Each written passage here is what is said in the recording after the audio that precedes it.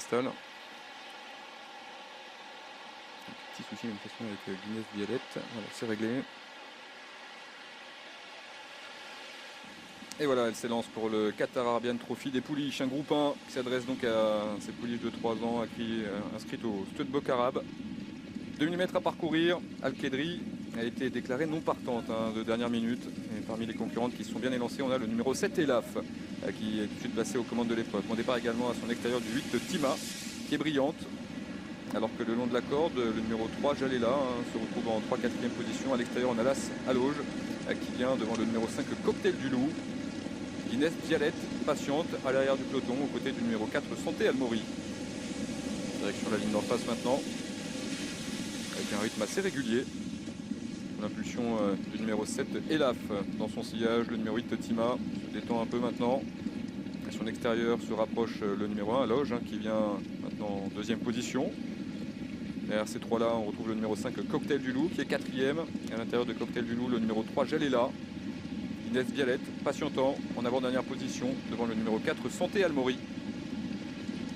Concurrente approche maintenant le tournant final, avec toujours donc Elaf, le numéro 7 qui a le meilleur. À son extérieur, Las, à la Auge, en 3e position le long de la corde, Tima, le numéro 8. 4e place plus loin pour le 5, Cocktail du Loup, qui vient devant le numéro 3, Jalela. Inès Violette étant toujours à l'arrière du peloton, aux côtés du numéro 4, Santé Almori. Concurrente sur un mi-tournant final. On va accélérer sans doute en progression maintenant. On avait bien repris au bout de la ligne d'en face. Avec toujours Elaf, donc le numéro 7 qui a le meilleur. À son extérieur, là, Saloge vient en 2e position. 3e place le long de la corde pour le numéro 8, Tima, qui a des ressources. Derrière, on a le numéro 5, Cocktail du Loup, qui vient devant le numéro 3, Jalela, le 6, Guinness Violette, ou encore le numéro 4, Santé Almori. L'ultime ligne droite maintenant. Un peu plus de 500 mètres à parcourir.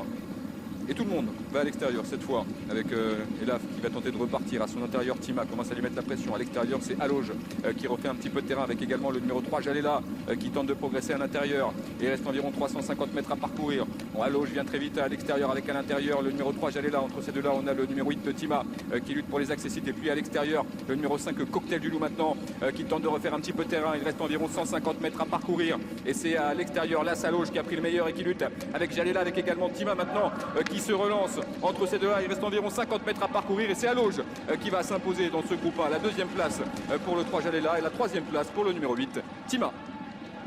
As 3 et 8, victoire du numéro 1 Aloge associé à Julien Auger pour l'entraînement de Thomas Fourcy. Thomas Fourcy qui remporte d'ailleurs une 4e Qatar Arabian Trophy des pouliches, la Al-Shakab Racing. 2e place pour le numéro 3 Jalela et la 3e reviendra au numéro 8 Tima.